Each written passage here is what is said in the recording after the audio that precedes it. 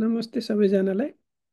आजको यस भिडियो अन्तर्गत रहेर मैले तपाईँहरूलाई यदि तपाईँ इन्टरनेसनल स्टुडेन्ट हो र युकेमा तपाईँले post graduate research degree specially PhD चाहिँ फन्डेड पिएचडीहरू खोजिराख्नु भएको छ भने यो भिडियो तपाईँहरूको लागि हो।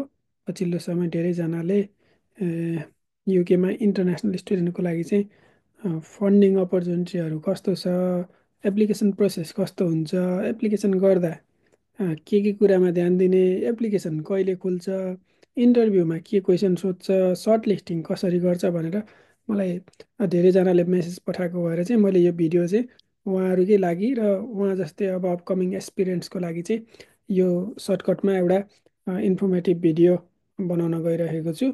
आशा छ तपाईँहरूले यसलाई चाहिँ मन पराउनुहुनेछ। युकेमा इन्टरनेसनल स्टुडेन्टको लागि फन्डेड अपर्च्युनिटीको कुरा गर्नुभन्दा अलिकति अगाडि चाहिँ युकेको सिस्टम कसरी वर्क गर्छ भन्ने कुरा बुझ्यो भने चाहिँ एप्लिकेसन प्रोसेस एकदमै सजिलो हुनसक्छ। युकेमा चाहिँ युकेआरआई भन्ने चाहिँ युके रिसर्च एन्ड इनोभेसन भनेको चाहिँ यो चाहिँ मेन बडी हो जसले चाहिँ युकेमा हुने रिसर्च र इनोभेसनको लागि बजेटिङ गर्नेदेखि लिएर कुराहरू अनि त्यो बजेटको एलोकेसन गर्ने कुराहरू चाहिँ यसले गर्दछ। र युकेमा जति पनि फन्डेड पिएचडीहरू हुन्छ म्याक्सिमम् फन्डेड पिएचडीहरू चाहिँ युकेआरआईले नै फन्ड गर्ने गर्छ। तथापि अरू इन्स्टिट्युसनल फन्डेड पिएचडी पनि हुन्छ, त्यसको बारेमा पछि छुट्टै भिडियो बनाउला। तर इन्टरनेसनल स्टुडेन्ट हो भने चाहिँ तपाईँहरूले टार्गेट गर्ने भनेको चाहिँ युकेआरआई फन्डेड पिएचडी हो, किनभने युकेआरआई फन्डेड पिएचडीले चाहिँ इन्टरनेसनल स्टुडेन्टको लागि चाहिँ फुल ट्युसन फी कभर गर्छ, जुन चाहिँ इन्स्टिट्युसनल फन्डेड पिएचडीमा नहुन पनि सक्छ। त्यो भनेको कस्तो भने होम फी मात्रै कभर गर्ने र होम फी र इन्टरनेसनल फीको डिफ्रेन्स जति आउँछ त्यो चाहिँ स्टुडेन्ट आफूले पे गर्न पर्ने स्थिति पनि हुनसक्छ। त्यसको बारेमा छुट्टै अर्को कुनै भिडियोमा कुरा गरौँला। र आजको टपिक्समा चाहिँ युकेआरआई फन्डेड पिएचडी चाहिँ इन्टरनेसनल स्टुडेन्टको लागि मात्रै फोकस गरौँ। र यो युकेआरआई अन्तर्गत तपाईँले यो मेरो प्रेजेन्टेसनमा पनि देख्न सक्नुहुन्छ। युकेआरआई अन्तर्गत चाहिँ युकेमा चाहिँ डिफ्रेन्ट रिसर्च काउन्सिलहरू छन्, जस्तो बायोटेक्नोलोजी र बायोलोजिकल साइन्स हेर्ने चाहिँ त्यो रिलेटेड रिसर्च हेर्ने चाहिँ बिबिएसआरसी छ। मैले आजको भिडियोमा चाहिँ यो बिबिएसआरसी भित्र चाहिँ के कस्ता डक्टरल ट्रेनिङ प्रोग्रामहरू छन् त्यसको बारेमा चाहिँ अलिकति इनडेप्थमा कुरा गर्नेछु।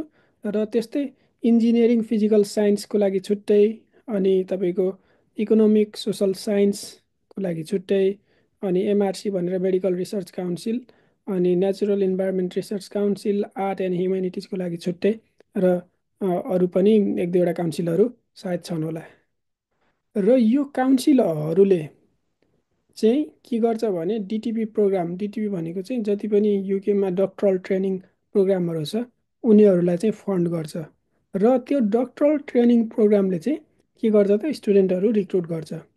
र आजको यस भिडियोमा चाहिँ मैले चाहिँ हाम्रो यो जुन छ फर्स्टमा यहाँ मैले इन्क्लुड गरेको चाहिँ biotechnology and biological science research काउन्सिलभित्र चाहिँ के कस्ता डक्टरल ट्रेनिङ प्रोग्रामहरू छन्, तिनीहरूको एप्लिकेसन कहिले खुल्छ, एप्लिकेसन भर्दा के कुरामा ध्यान दिने, सेलेक्सन प्रक्रिया चाहिँ कस्तो हुन्छ, र अनि हाम्रो इन्ट्री रिक्वायरमेन्टहरू के हो, त्यसको बारेमा चाहिँ मैले कुरा गर्न गइरहेको छु।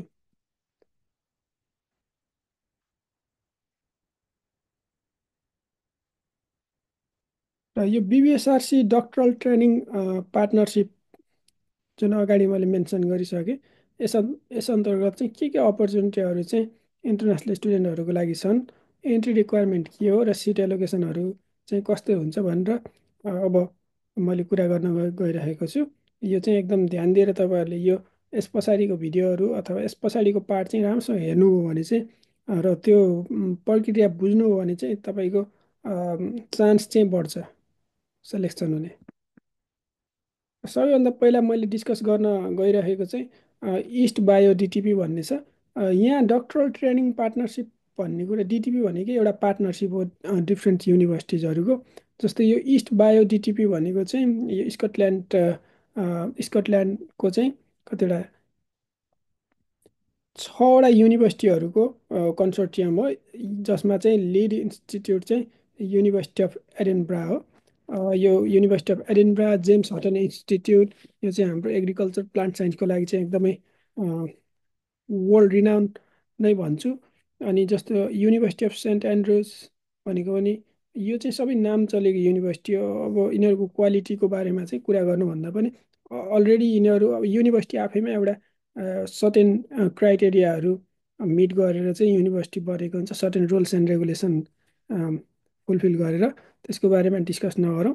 र यो इस्ट बायो डिटिपीमा चाहिँ कस्तो छ भने, जस्तै युनिभर्सिटी अफ एडिनब्रा चाहिँ लिड इन्स्टिट्युट भयो, र तपाईँ इन्टरनेसनल स्टुडेन्ट हो भने चाहिँ अभियसली जति पनि बिबिएसआरसी फन्डेड डिटिपी प्रोग्रामहरू छ सबैमा चाहिँ 30% अफ द टोटल सिट्स चाहिँ इन्टरनेसनल स्टुडेन्टको लागि हुन्छ। तर यो 30% अफ टोटल सिट्स इन्टरनेसनल स्टुडेन्टको लागि हो। तर यो एप्लिकेसन प्रोसेस चाहिँ कस्तो हुन्छ भने, जस्तो जुन फर्स्ट राउन्ड अफ स्क्रिनिङ हुन्छ त्यो चाहिँ ब्लाइन्ड स्क्रिनिङ हुन्छ। त्यसमा चाहिँ को नेसनल स्टुडेन्ट हो, को इन्टरनेसनल स्टुडेन्ट हो, कसको इथनिसिटी के हो, रिलिजन के हो, अथवा जेन्डर के हो, त्यो थाहा हुँदैन। जसले पनि मार्क गरिरहेको हुन्छ त्यो थाहा हुँदैन। त्यही भएर यो फर्स्ट राउन्ड अफ स्क्रिनिङ, अथवा जब तपाईँले पहिलोपटक एप्लिकेसन हाल्दै हुनुहुन्छ त्यति बेला चाहिँ एकदमै त्यो एप्लिकेसनलाई बुझेर चाहिँ एप्लिकेसन हाल्नुपर्छ। किनभने त्यति बेला तपाईँ होम हो, इन्टरनेसनल हो, केही पनि थाहा हुँदैन। यदि तपाईँ फर्स्ट राउन्ड अफ स्क्रिनिङमा चाहिँ तपाईँले त्यसलाई क्लियर गर्नुभयो भने चाहिँ यदि तपाईँ इन्टरनेसनल स्टुडेन्ट हो भने चाहिँ तपाईँलाई इन्टरभ्यू कल हुनसक्छ। त्यो इन्टरभ्यू कलमा अब कति कतिजना स्टुडेन्टलाई बोलाउने हो, जस्तो 50वटा सिट छ भने 100जना स्टुडेन्टलाई बोलाउने हो, या 200जनालाई बोलाउने हो। यदि तपाईँ त्यो टप 200 अथवा टप 100भित्र पर्नुभयो भने चाहिँ तपाईँलाई इन्टरभ्यू कल आउन सक्छ, र इन्टरभ्यू राम्रो हो भने चाहिँ तपाईँको इन्टरनेसनल फीमा चाहिँ तपाईँले चाहिँ 100 पिएचडी पाउनुहुन्छ, जुन चाहिँ एकदमै रिवार्डिङ हुन्छ। र यसको जेनरली अब जति पनि डिटिपी प्रोग्रामहरू छ तिनीहरूको लागि चाहिँ इन्ट्री रिक्वायरमेन्ट भनेको चाहिँ यहाँ चाहिँ 2-1 फर्स्ट क्लास अनर्स अथवा 2-1 सेकेन्ड क्लास अनर्स भन्छ। त्यो भनेको हाम्रो इक्विभ्यालेन्ट चाहिँ नेपाल इन्डियातिर चाहिँ ब्याचलरमा चाहिँ फर्स्ट डिभिजनभन्दा माथिको हुन्छ। यिनीहरूको इन्ट्री रिक्वायरमेन्टमा चाहिँ अन्डर ग्रेजुएट चाहिँ 60% एबोभलाई भनेर भनेको हुन्छ। तर यहाँको रिसर्च सिस्टम र हाम्रोतिरको रिसर्च सिस्टम अथवा रिसर्च कल्चर चाहिँ अलिकति फरक हुने भएको भएर मास्टर्स स्टुडेन्टहरूको चान्स चाहिँ अलिकति, अथवा मास्टर्स कम्प्लिट गरिसकेको स्टुडेन्टको चान्स चाहिँ अलिकति हाई हुनसक्छ। तर त्यसो भन्दै गर्दामा ब्याचलर स्टुडेन्टको चाहिँ चान्सै नहुने, अथवा उहाँहरूले अप्लाई नै गर्न नमिल्ने चाहिँ होइन। तर मिनिमम इन्ट्री रिक्वायरमेन्टमा चाहिँ ब्याचलर्स डिग्री चाहिँ एटलिस्ट 60%भन्दा माथि हुनु पऱ्यो। र अब यो युनिभर्सिटी अनुसारको चाहिँ English language for example IELTS test university अनुसारको चाहिँ तपाईँले त्यो इन्ट्री रिक्वायरमेन्ट पनि पुरा गर्नुपर्ने हुन्छ हरेक डिटिपीमा। र यसको बारेमा तपाईँलाई अझ धेरै जान्न मन छ भने तपाईँले गुगलमा गएर सिम्पली इस्ट बायो डिटिपी हान्नुभयो, र अझै गहिराइमा चाहिँ तपाईँलाई एप्लिकेसन प्रोसेस बुझ्न मन लाग्यो भने त्यहाँ गएर तपाईँले बुझ्न सक्नुहुन्छ।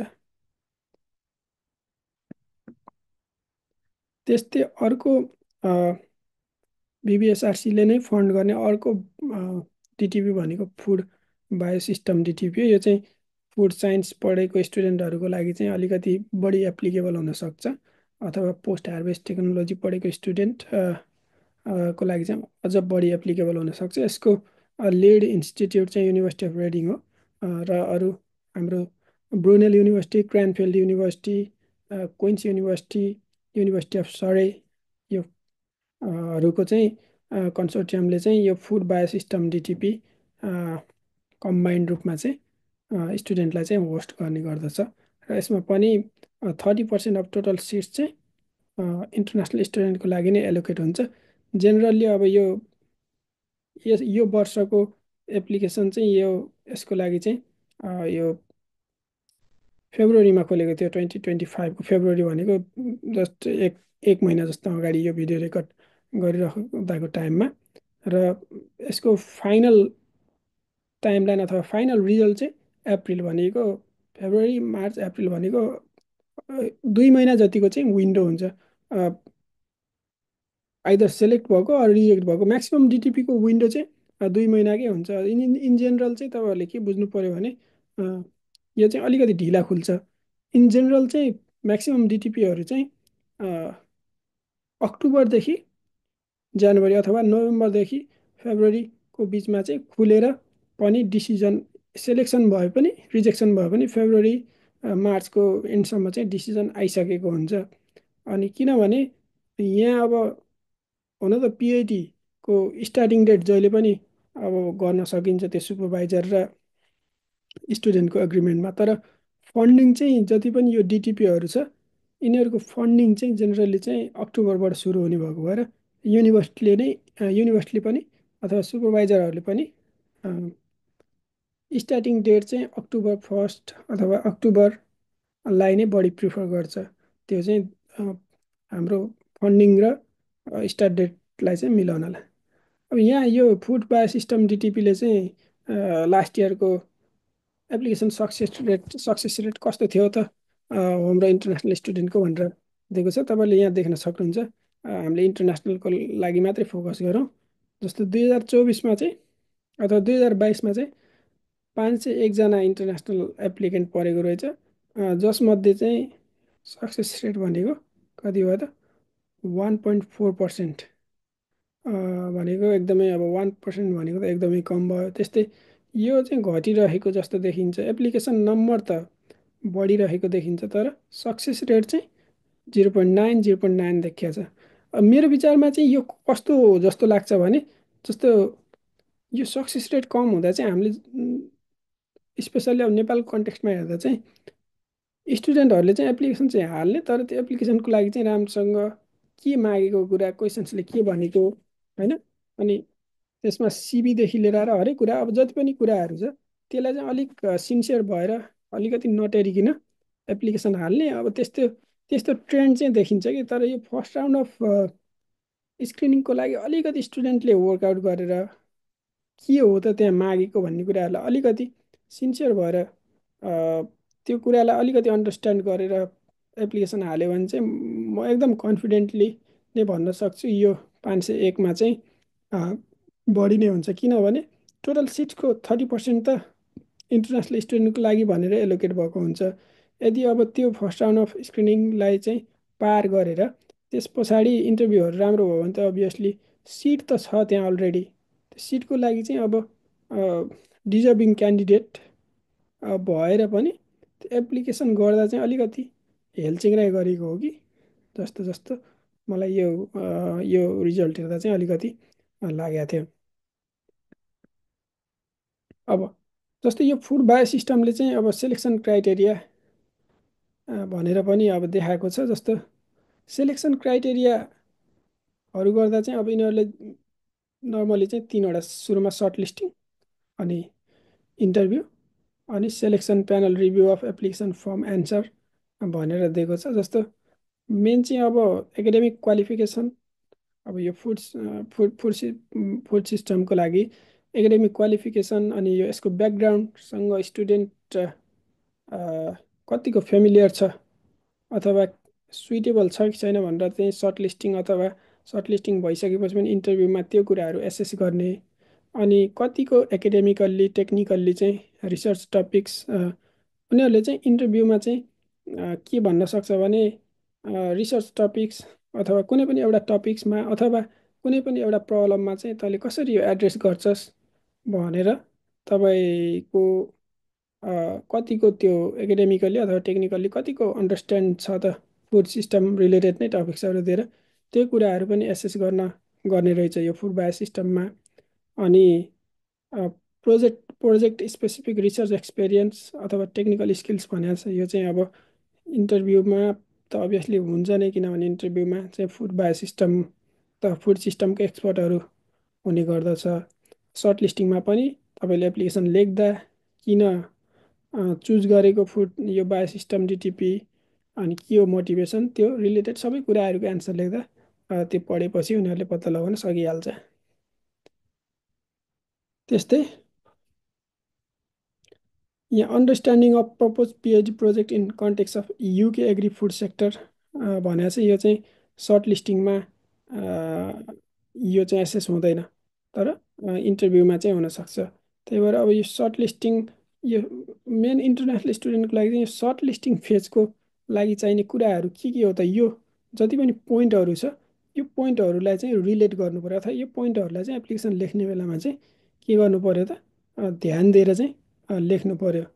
स्पेसल्ली कतिको सुइटेबल हो, अनि कसरी एड्रेस गर्न सक्छ भन्ने कुराहरू। त्यस पछाडिको इन्टरभ्यूमा जाँदा चाहिँ अब यहाँ जुन जुन कुरामा टिक लगाएको छ त्यसमा ध्यान दिनु पऱ्यो। र इन्टरभ्यूमा गइसकेपछि चाहिँ लगभग चान्स चाहिँ हाई नै हुन्छ।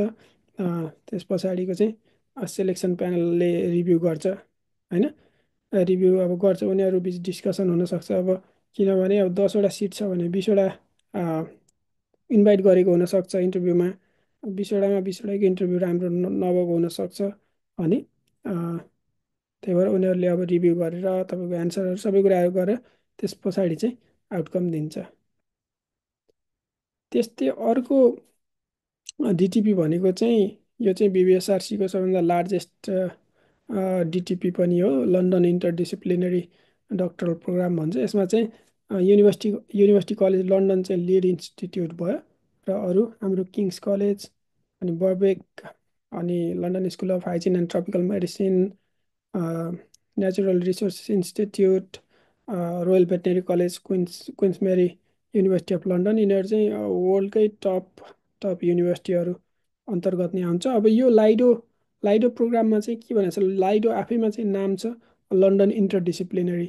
इन्टरडिसिप्लिनरी भनेको अब यो हुन्छ नि इन्टरडिसिप्लिनरी ब्याकग्राउन्ड भएको एप्लिकेन्ट्स होस्, अथवा एप्लिकेसन लेख्ने बेलामा चाहिँ अब उनीहरूले एसेस गर्ने भनेको चाहिँ यो कतिको इन्टरडिसिप्लिनरी छ भन्ने कुरा जस्तो कुरा भएको स्टुडेन्टलाई चाहिँ बढी बढी प्रायोरिटी, अथवा यो ब्याकग्राउन्ड भएकोलाई चाहिँ अलिक बढी प्रायोरिटी दिने हुन्छ।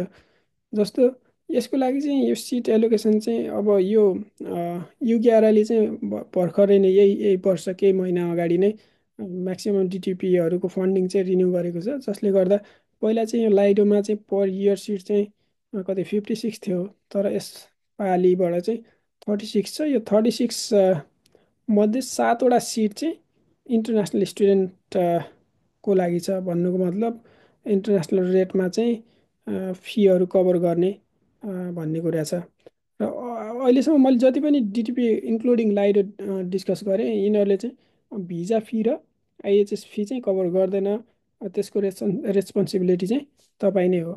अब मेन कुरा चाहिँ अन्डरस्ट्यान्ड गर्नुपर्ने मेन कुरा चाहिँ एप्लिकेसन फर्म नै हो। एप्लिकेसन लेख्दा चाहिँ कसरी लेख्ने, आफ्नो चान्स कसरी बढाउने, त्यो चाहिँ आफ्नै हातमा छ। तर अब त्यसको लागि चाहिँ के गर्नु पर्यो त, आफूले त्यो बुझ्नु पर्यो एप्लिकेसनमा उनीहरूले के खोजिरहेछ, अनि आफूले कसरी चाहिँ त्यो कुराहरू त्यहाँ इन्क्लुड गर्न सक्छ। एप्लिकेसनमा खोजेको कुरालाई अब उनीहरूले खोजेको सबै कुरा त आफूसँग नहुनसक्छ, तर भएको कुरालाई पनि त्यसलाई कसरी चाहिँ उनीहरूले भने जसरी चाहिँ त्यसलाई ढालेर चाहिँ एप्लिकेसन हाल्न सकिन्छ भन्ने मेन कुरा हो।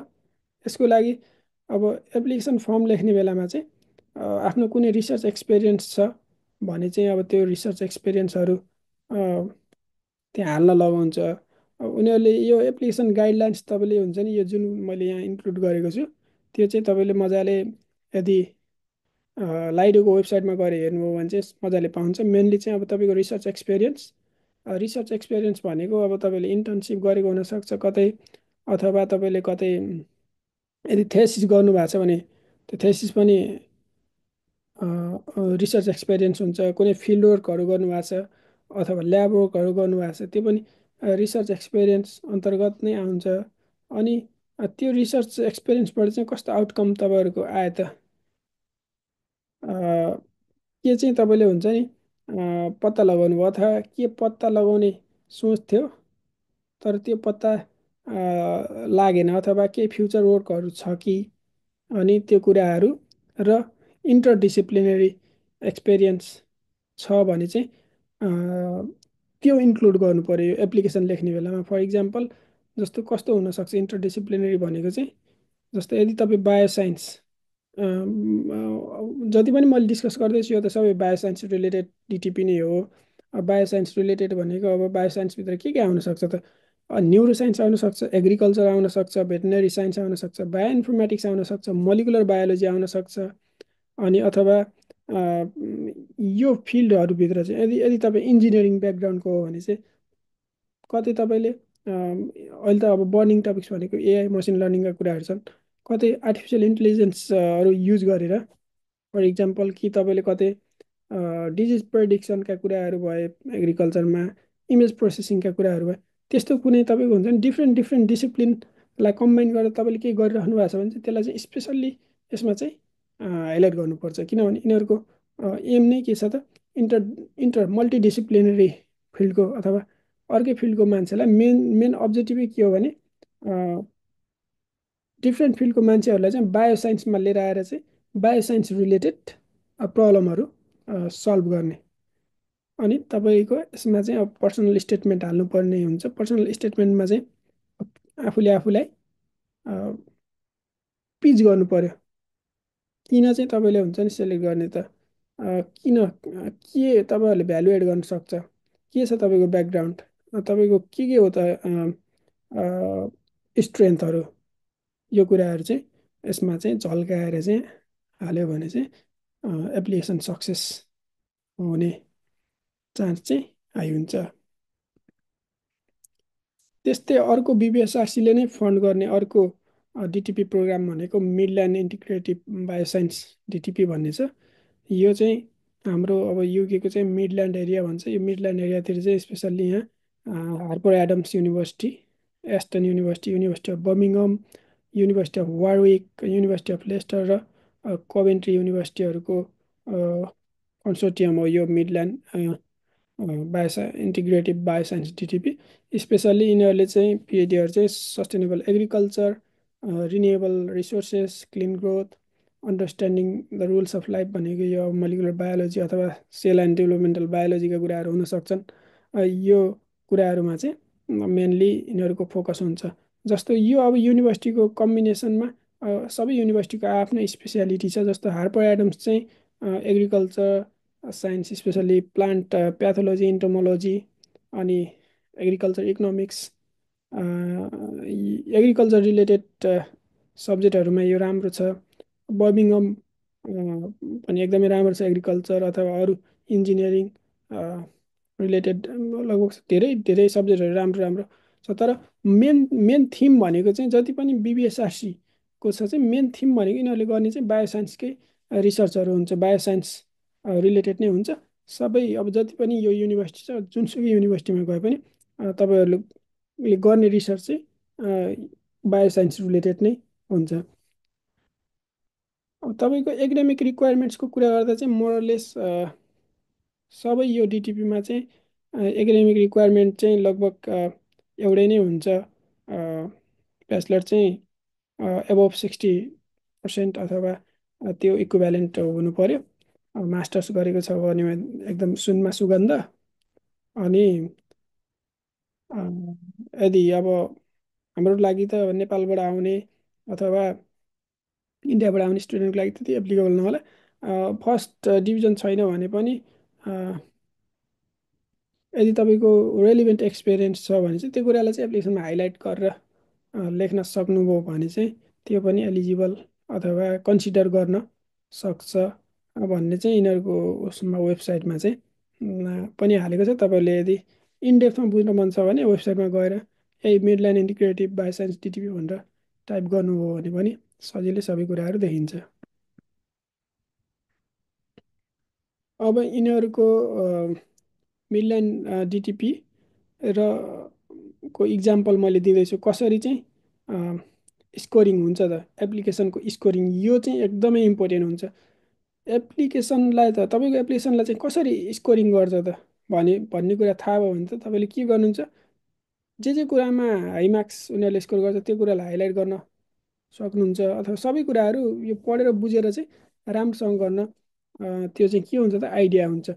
जस्तो अब यो मिडल्यान्ड डिटिपी मोरलेस जति पनि डिटिपी प्रोग्रामहरू छ मोरलेस तिनीहरूको स्कोरिङ सिस्टम चाहिँ मोरलेस सेम नै हुन्छ। अब तलमाथि अलिकति केही मोडिफिकेसन हुने कुरा भयो, किनभने त्यो बायोसाइन्स डिटिपीको थिम अनुसार। तर मोरलेस उनीहरूले हेर्ने भनेको चाहिँ एकाडेमिक रेकर्ड, तपाईँको एचिभमेन्ट र एक्सपिरियन्स कस्तो छ, अनि रेफरेन्स। अनि यहाँ यो मिडलाइनले लेखेको छ all student must have A level maths or equivalent maths and or start classes during undergrad degree or their MSc भनेको छ। अब यिनीहरूको चाहिँ यस्तो अब एउटा सर्टेन रिक्वायरमेन्ट पनि हुन्छ। अब बायोसाइन्समा आउन चाहने स्टुडेन्टले अथवा नेपालमा प्लस टू पढ्ने स्टुडेन्टहरूले चाहिँ सबैले 11 12मा त म्याथ पढेकै हुन्छ, अनि ब्याचलरमा स्ट्याट पनि पढेकै हुन्छ। अब तपाईँको यो एकाडेमिक रेकर्ड चाहिँ यिनीहरूले कति 50% वेट गरेको छ। अब 50% एकाडेमिक रेकर्ड्स, अनि एचिभमेन्ट एन्ड एक्सपिरियन्स 40%, अनि रिफरेन्सको चाहिँ 10%। अब रिफरेन्स तपाईँले प्रोभाइड गर्नुभएको छ भने 100मा तपाईँको 10 नम्बर आइहाल्यो। अनि 10 नम्बर आयो। त्यस्तै अब यो एकाडेमिक रेकर्ड्स हेरौँ। एकाडेमिक रेकर्ड्समा यिनीहरूले लेखेको छ यदि तपाईँको मार्क्स हुन्छ नि 85देखि 100 छ, अन्डर ग्राड अथवा इन्टिग्रेटेड मास्टर्स अथवा इक्वेलेन्ट छ भने तपाईँको एप्लिकेसनको 5 नम्बर आयो। यदि 70देखि 84 छ भने 4 नम्बर आयो। त्यस पछाडि 3 आयो, 2, so on and so forth भयो।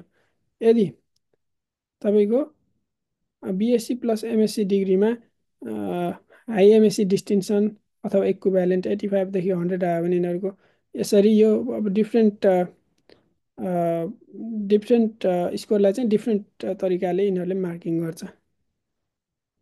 त्यस्तै अब तपाईँको फर इक्जाम्पल यो सबै अब तपाईँले यहाँ देख्नुभयो मार्क्सहरू। तपाईँ एउटा क्याटेगोरीमा त तपाईँ पढ्नुहुन्छ।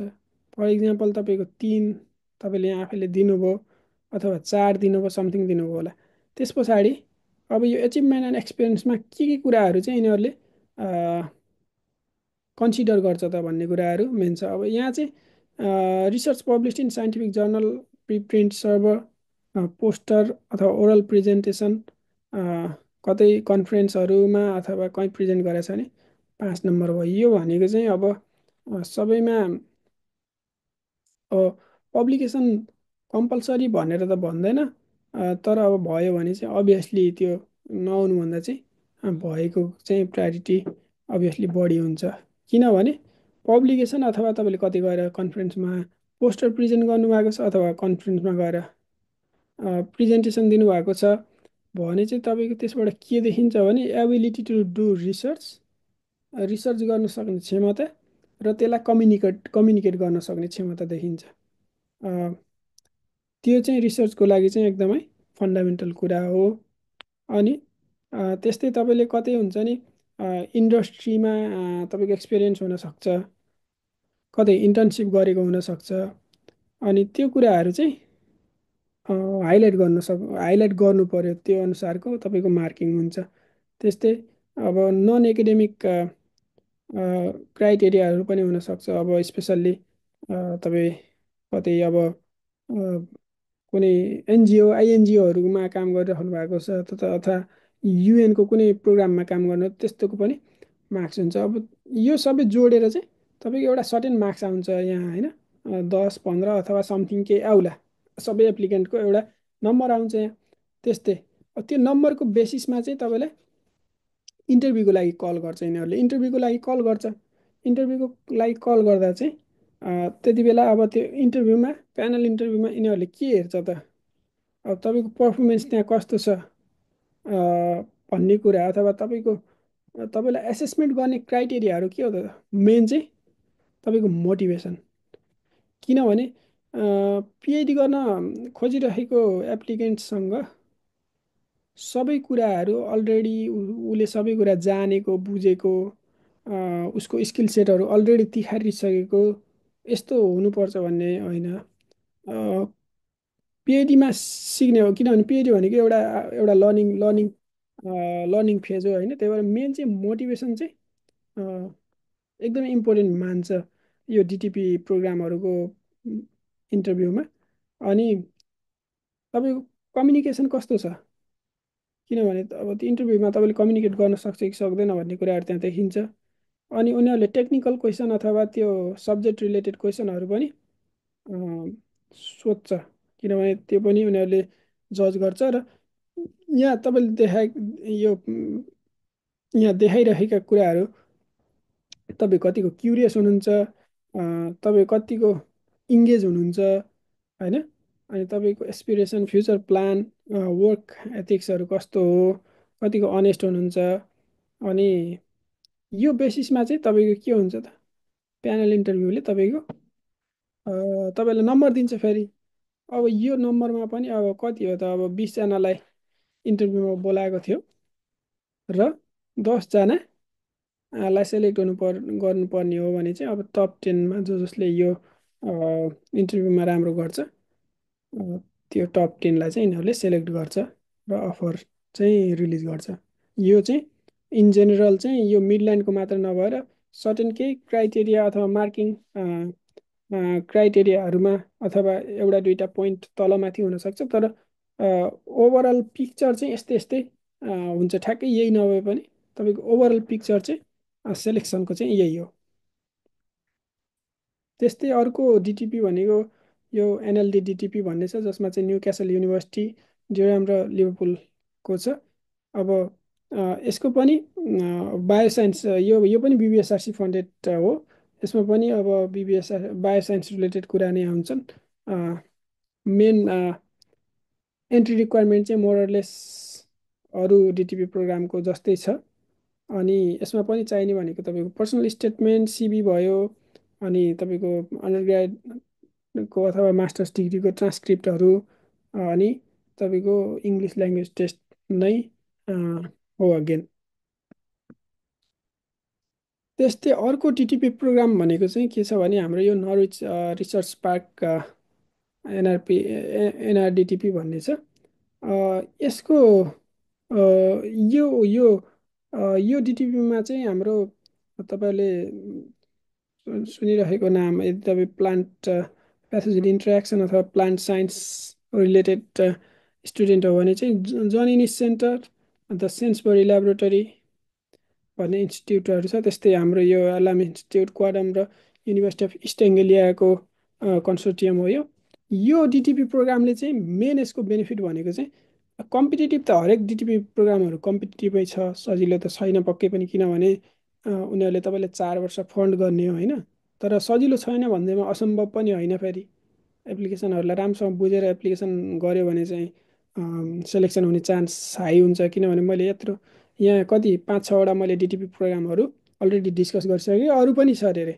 र यो मेन यो स्पेसिफिक डिटिपी प्रोग्रामको मेन फाइदा चाहिँ के छ भने यिनीहरूले चाहिँ तपाईँको भिजा फी र आइएचएस फी पनि कभर गर्छ। भनेको तपाईँ टोटल्ली तपाईँको पैसा नै खर्च हुँदैन यदि सेलेक्सन भयो भने। तर अरू डिटिपी प्रोग्राममा चाहिँ तपाईँको भिजा र आइएचएस चाहिँ पे गर्नुपर्ने, त्यो चाहिँ स्टुडेन्टको रेस्पोन्सिबिलिटी छ। अब यसको रिक्रुटमेन्ट टाइमलाइन हेर्दा अब लेट अगस्तमा तपाईँको यसको लागि चाहिँ प्रोजेक्ट प्रपोजलहरू सब्मिट गर्छ। यो भनेको पनि बुझ्नुपर्ने हुन्छ, जस्तो यसको लागि जति पनि डिटिपी प्रोग्रामहरू मैले डिस्कस गरेँ, त्यो प्रोग्राममा आउनको लागि तपाईँले आफ्नो प्रोजेक्ट प्रपोजल बुझाउनु पर्दैन। तपाईँ त्यसमा डराएर बस्नुपर्ने कारण नै छैन। प्रोजेक्ट प्रपोजल अथवा रिसर्च प्रपोजल बुझाउनु पर्दैन। यसको लागि के हुन्छ भने यो डिटिपी प्रोग्राम अथवा जति पनि डिटिपी प्रोग्रामहरू छ उनीहरूले चाहिँ, जस्तो फर इक्जाम्पल हामीले यसकै मात्रै कुरा गरौँ है त, अनि अरू अरू अरू डिटिपी प्रोग्राममा पनि यो एप्लिकेबल हुन्छ। यो जुन लेट अगस्तमा प्रोजेक्ट प्रपोजल सब्मिटेड भनेको छ, यो प्रोजेक्ट प्रपोजल सब्मिट चाहिँ सुपरभाइजरहरू, पोटेन्सियल सुपरभाइजरहरूले चाहिँ कहाँ गर्छ त, यो डिटिपी प्रोग्राममा गर्छ। अनि त्यस पछाडि यो डिटिपी प्रोग्रामले त्यो सुपरभाइजरहरूबाट लिएको जुन जति पनि प्रोजेक्टहरू छ, त्यो प्रोजेक्टहरूलाई सेलेक्ट गरेर एडभर्टाइज गर्छ। कुन कुन प्रोजेक्ट अभाइलेबल छ भनेर पहिले नै थाहा हुन्छ स्टुडेन्टलाई, त्यो हेर्न मिल्छ। अनि त्यस पछाडि जब एकचोटि प्रोजेक्टहरू कुन कुन प्रोजेक्ट, अब 4 वर्षको लागि कुन कुन प्रोजेक्टमा काम गर्ने, कुन कुन प्रोजेक्टहरू फाइनलाइज गर्ने भनेर यो डिटिपी प्रोग्रामले फाइनलाइज गरेपछि त्यस पछाडि चाहिँ के गर्छ त, एप्लिकेसन ओपन हुन्छ स्टुडेन्टको लागि। अनि त्यो एप्लिकेसन ओपन भइसकेपछि चाहिँ स्टुडेन्टले चाहिँ अब त्यहाँ प्रोजेक्टहरू हेर्न पाउँछ, कस्तो खाले प्रोजेक्टहरू ओपन छ भनेर। अनि त्यो प्रोजेक्टहरू ओपन भएको बेसिसमा चाहिँ एप्लिकेसन हाल्नु पर्यो। अब एप्लिकेसन हाल्दा के कुरा माग्छ त यो नलेज रिसर्च पार्क डिटिपीले? पर्सनल स्टेटमेन्ट, तपाईँको रिसर्च स्टेटमेन्ट, अनि अन्डर ग्रेजुएटको चाहिँ सर्टिफिकेट ट्रान्सक्रिप्टहरू, मास्टर्स डिग्रीको छ भने त्यो पनि, इङ्ग्लिस ल्याङ्ग्वेज यदि तपाईँ इन्टरनेसनल स्टुडेन्ट हो भने चाहियो, सिभी चाहियो तपाईँको। त्यस पछाडि दुईवटा रिफरेन्स चाहियो, पासपोर्ट चाहियो यदि तपाईँ युकेमै हुनुहुन्छ र अलरेडी तपाईँको पहिले भिजा छ भने त्यसको पनि चाहियो। अनि यो सबै कुराहरू लेखिसकेपछि तपाईँले अब लेट नोभेम्बरमा यिनीहरूको एप्लिकेसन डेडलाइन कम्प्लिट हुन्छ। अनि त्यस पछाडि सबै अब उनीहरूको स्क्रिनिङ सबै कुराहरू भइसकेपछि चाहिँ के हुन्छ भने यसमा चाहिँ के गर्छ भने सुपरभाइजरले चाहिँ नोमिनेट गर्छ क्यान्डिडेटलाई। त्यस पछाडि नोमिनेट गरिसकेपछि के हुन्छ त, नोमिनेट गर्दा यो स्टेज चाहिँ फाइनल स्टेज होइन। नोमिनेट गर्ने भनेको चाहिँ यो एप्लिकेन्ट चाहिँ के हुनसक्छ, सुइटेबल हुनसक्छ यो प्रोजेक्टको लागि भन्ने कुरा हो। त्यस पछाडि सर्ट लिस्टिङको नोटिफिकेसन आउँछ इन्टरभ्यूको लागि। त्यस पछाडि अगेन इन्टरभ्यू हुन्छ। अनि इन्टरभ्यू भएपछि अब प्यानलले चाहिँ को फिट छ त त्यो प्रोजेक्टको लागि भनेर चाहिँ उनीहरूले फाइनलाइज गर्छ। अनि त्यस पछाडि तपाईँहरूले चाहिँ अफर लेटर यदि सक्सेसफुल भएको भने अफर लेटर, होइन भने अब रिजेक्सनको मेल पनि आउन सक्छ।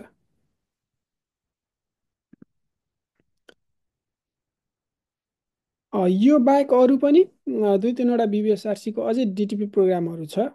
यति डिस्कस गरिसकेपछि चाहिँ तपाईँहरूले आफै पनि अब रिसर्च गरेर हेर्न सक्नुहुन्छ। तर मेनली एकदम अब राम्रो अझै पनि डिटिपी अक्सफोर्ड युनिभर्सिटीहरूदेखि लिएर अरूहरूको कम्बिनेसनमा पनि डिटिपी प्रोग्रामहरू छ।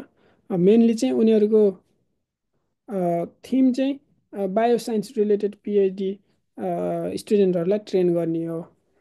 अनि जेनरली जति पनि डिटिपी प्रोग्रामहरू छ यिनीहरूको एप्लिकेसन ओपन हुने भनेको एन्ड अफ दि अगस्तदेखि लिएर आएर हाम्रो क्लोज हुने भनेको अब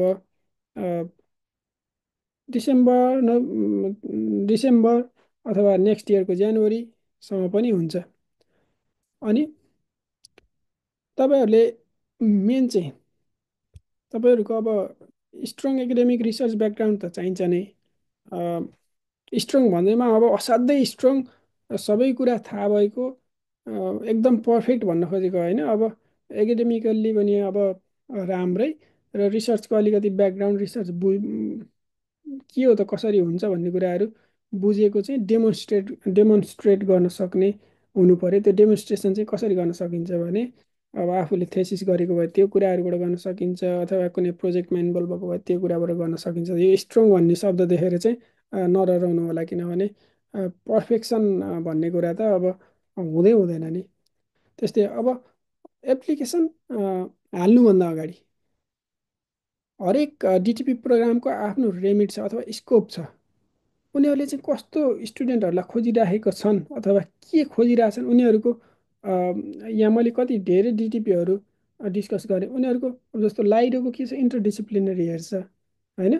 त्यस्तै अब अरूहरूले चाहिँ जस्तो अब यो नर्विज रिसर्च पार्कको चाहिँ यिनीहरूले चाहिँ स्ट्रङ चाहिँ प्लान्ट प्याथोजेन इन्ट्रेक्सन अथवा बायोइन्फर्मेटिक्स अथवा त्यस्तो कुराहरूको हेर्न सक्छ। त्यही भएर आफूले चाहिँ त्यो बुझ्नु पऱ्यो के खोजिरहेछ त, अथवा उनीहरूको के हो त मेन अब्जेक्टिभ भन्ने कुरा चाहिँ आफूले बुझेर चाहिँ एप्लिकेसन हाल्नु पऱ्यो। त्यो रिक्वायरमेन्ट चाहिँ के हो त्यो कुराहरू चाहिँ आफूले बुझ्नु पऱ्यो।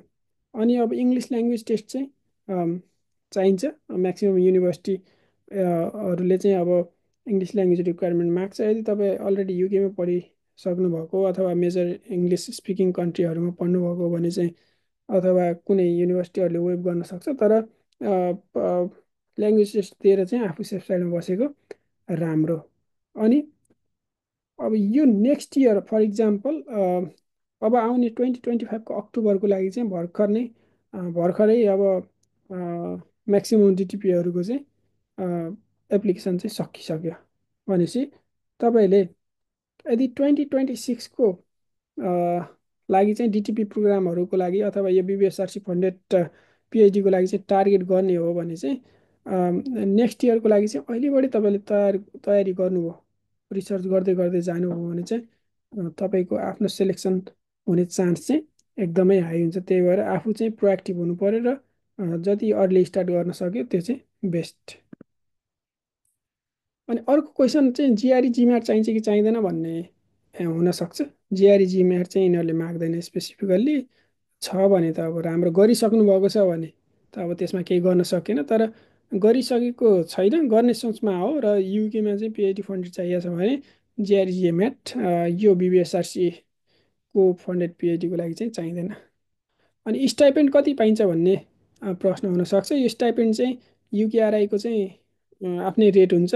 इयर टु इयर चाहिँ इन्फ्लेटेड रेटमा पाउन सक्छ र यो 2025को लागि चाहिँ 20,780 पर एनम यति चाहिँ स्टाइपेन्ड छ, जुन चाहिँ मन्थली इन्स्टलमेन्टमा चाहिँ तपाईँले पाउनुहुन्छ र यसमा चाहिँ तपाईँको ट्याक्स लाग्दैन।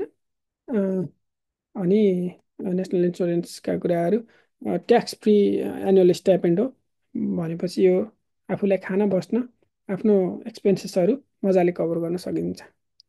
सेलेक्सन भयो भने चाहिँ भिजा कस्ट र आइएचएस फी आफैले तिर्नुपर्ने हो कि यो डिटिपी प्रोग्रामले नै तिर्दिन्छ भन्ने कुराहरू अर्को सेकेन्ड डाउट हुनसक्छ। म्याक्सिमम् डिटिपीहरूमा भिजा र आइएचएस चाहिँ आफै तिर्नुपर्ने हुन्छ, तर यो नर्थ डिटिपीले चाहिँ भिजा र आइएचएस फीको लागि पनि स्टुडेन्टलाई हेल्प गर्छ। अरू बेनिफिट केही छ त यो बिबिएसआरसी फन्डेड पिएचडीको? अरू मलाई मन परेको, आफूलाई मन परेको के हो भने यिनीहरूको चाहिँ म्यान्डेटरी इन्टर्नसिप हुन्छ as a part of PhD. त्यसमा चाहिँ तपाईँले एटलिस्ट 3 मन्थ चाहिँ आफ्नो एउटा इन्डस्ट्री, आफ्नो रेलिभेन्ट इन्डस्ट्रीमा गएर चाहिँ 3 मन्थ चाहिँ इन्डस्ट्रीमा पनि गएर तपाईँले स्पेन्ड गर्नुपर्ने हुन्छ। इन्डस्ट्री कसरी फङ्सन गर्छ, के डिफ्रेन्सहरू, अब रिसर्च र एकाडेमिया र इन्डस्ट्रीमा के डिफ्रेन्सहरू हुन्छ, त्यो कुराहरू चाहिँ अब्जर्भ गर्ने मौका पनि हो। यो समरीमा चाहिँ बिबिएसआरसीको डक्टरल ट्रेनिङ प्रोग्रामहरू चाहिँ एकदमै बेनिफिसियल हुनसक्छ। इन्टरनेसनल स्टुडेन्टको लागि एकदमै रिवार्डिङ हुनसक्छ। इन्टरनेसनल स्टुडेन्टको लागि चाहिँ 30% सिट चाहिँ अलोकेट गरेको हुन्छ, तर मेन बुझ्नुपर्ने कुरा चाहिँ फर्स्ट इनिसियल सर्ट लिस्टिङ चाहिँ ब्लाइन्ड हुन्छ। त्यति बेला चाहिँ को इन्टरनेसनल को लोकल को कुन धर्म मान्ने त्यो चाहिँ थाहा हुँदैन। त्यही भएर फर्स्ट स्क्रिनिङमा चाहिँ स्टुडेन्टहरूले चाहिँ एकदमै वर्कआउट गर्यो भने चाहिँ चान्स चाहिँ हाई छ इन्टरनेसनल स्टुडेन्टको लागि।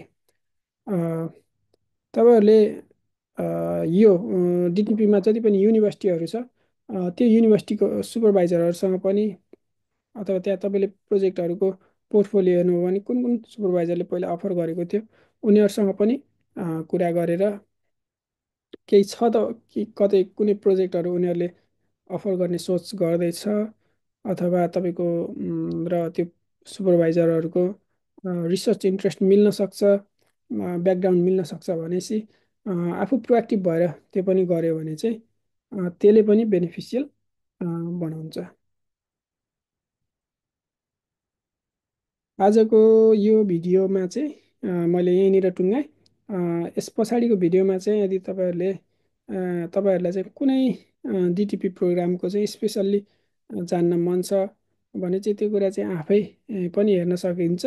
र तपाईँहरूलाई कुनै स्पेसल्ली डिटिपी प्रोग्रामको चाहिँ बारेमा जान्नु पर्यो अथवा अरू अरू अरू सब्जेक्ट एरिया जस्तो इन्जिनियरिङ अथवा मेडिकल रिलेटेड पिएचडीहरूको लागि पनि हेर्न मन लाग्यो भने चाहिँ मैले फर्स्ट स्लाइडमा तपाईँको कुन कुन रिसर्च काउन्सिलहरू छ त अनि तिनीहरूले कुन कुन फन्डेड डिटिपी प्रोग्रामहरू अफर गर्छ भनेर हेर्नुभयो भने चाहिँ सजिलै तपाईँहरूले भेटाउन सक्नुहुनेछ। भिडियो हेरेर साथ दिनुभएकोमा हार्दिक धन्यवाद। फेरि भेटौँला।